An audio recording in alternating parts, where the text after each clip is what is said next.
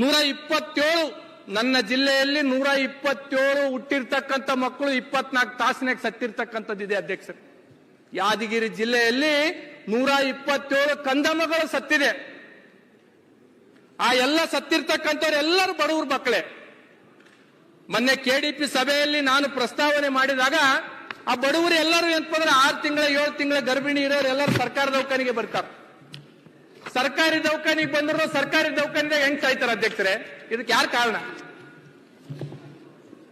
ಇದ್ರದ್ದು ಏನಾದ್ರೂ ನಾವು ಪ್ರಸ್ತಾಪ ಮಾಡಿದ್ರೆ ಉಸ್ತುವಾರಿ ಸಚಿವರು ನೀನು ಹೋಗಿಗೆ ಅಧಿವೇಶನದಲ್ಲಿ ಮಾತಾಡತ್ತಾರೆ. ಈ ಅಧಿವೇಶನ 2 ವಾರ ಟೂರ್ ಅಷ್ಟೇ.